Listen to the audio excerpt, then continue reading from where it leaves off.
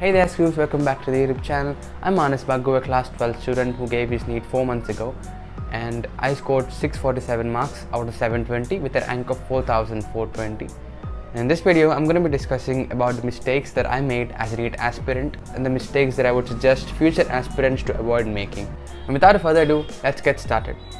As usual, I divided the video into various parts. Timestamps of those are linked in the description box below and throughout the video, so feel free to check out which ones do you think are useful for you. So the first mistake that I made is having the wrong approach. In the beginning, none of us know which one is right or which one is wrong approach because we are actually starting out on the journey and we know nothing. So it's obviously best way to figure out what is right for us is trying out various routines and figuring out which one works for us the best. Well, in finding out what works for me, I've done some mistakes, and one of those mistakes that I made is looking for marks and prioritizing ranks more than learning the concepts itself. I mean, marks are obviously amazing. The truth is, when you prioritize learning concepts over preparing for the marks, there's actually a benefit that comes to you in the long run. So you should focus more on real understanding the concepts, trying to solve more models in it, than cramming all the stuff just before the exam day to score more marks. That is actually a bad thing. And another mistake that I made is trying to solve more reference books than needed. For example, when I got less marks in a physics exam, I feel like, okay, if I purchased a specific book that everybody is suggesting and solve more questions from it, then obviously I'll get more experience and I'll start scoring more marks. But that is true to a certain extent. So let me tell you what happened with me.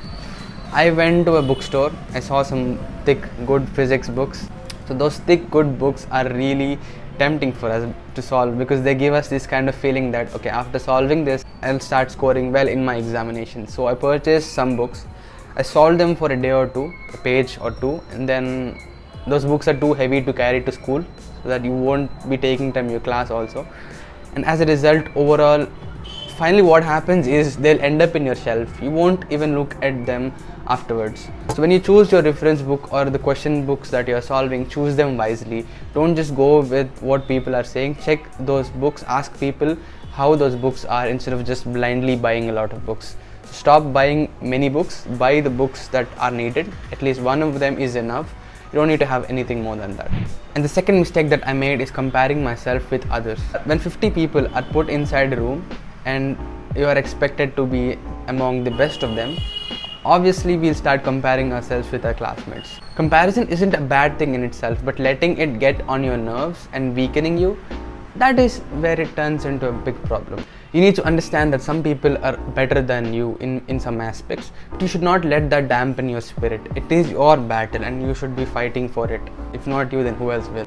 And when you think about teachers comparing or parents comparing you with others, just let it be the fuel to your fire, okay? Because if you lose that willingness to run, then you will obviously fall behind. And if you can't cross them, then you better try to run along with them, no matter how hard it sounds. Try to reach them, learn from them actually. That is the most important thing. And if you're still not convinced, then let me tell you one thing. These people that you're competing with right now, they may be better than you in this particular point of time, in this particular phase of NEET preparation. But in the next 5 years or 10 years, you're not going to even know who those people are.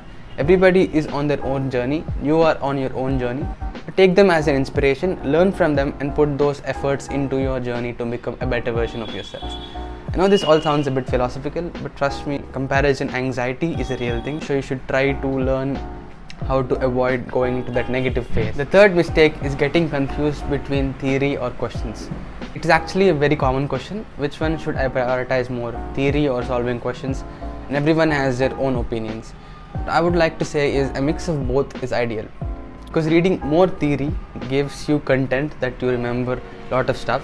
But the reality is, after 2 or 3 days, when you start solving questions, you'll forget almost half of it or even completely. And that will lead to lowering of confidence. Whereas if you solve more questions without giving priority to theory, then you'll obviously face questions wherein you can't solve them and they seem difficult. And that will lead to you questioning your abilities instead of questioning your concepts because you haven't read them in the beginning. So a mix of both is ideal. Therefore, try to figure out a balance between both. Have a different approach for physics compared to biology. Solving more questions in physics is not an option, but it is a necessity. So plan according to the needs of the subject. And the fourth mistake that I made is improper planning. When someone says planning is important, trust me, it is true. You should always have a plan A and a plan B in case plan A fails, and even a plan C also if you have more time. So you should visualize yourself in the future and think about what you might regret of not having done in the past, and try to make changes that would lead you to not making that mistake in the future. And for me, I didn't have a holistic vision. I was just going with the flow. I struggled with maintaining my schedules, and as a result, a lot of backlogs were created for me. In the last 6 months, I had to work really hard. In the last 3 months, I was very much tense. So planning in a detailed way is very important. So you never know what's going to come up in the future. So you should try to put yourself in the best position to avoid future problems. And the fifth mistake that I made is taking marks to the heart.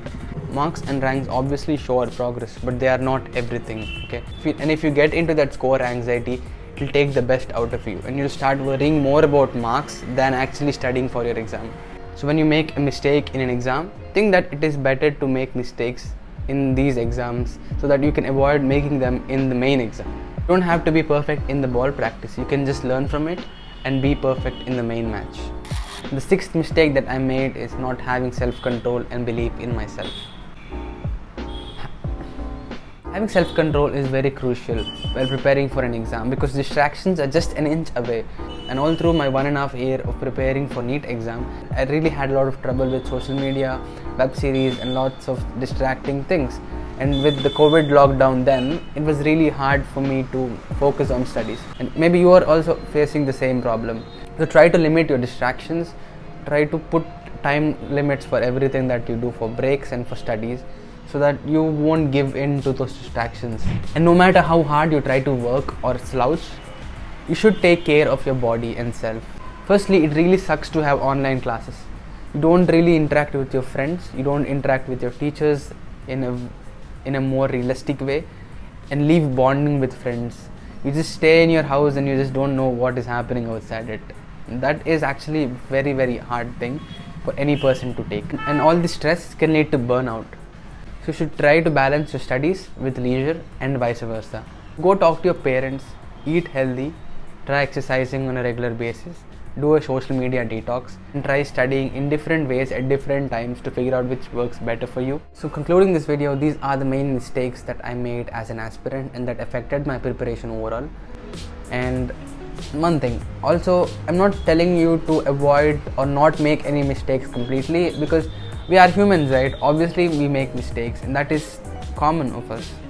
But what I'm telling you to do is learn from your own mistakes, learn from your friends' mistakes, and learn from the mistakes that people on the internet made, and listen to your teachers also. And that's it for the video, guys. I hope you learned something from this, and if you did, hit the like button, subscribe to my channel if you haven't yet, and comment below about the mistakes that you have made or you're trying to avoid making. I'll see you soon with a new video. So until then, stay tuned, have fun, have a nice day.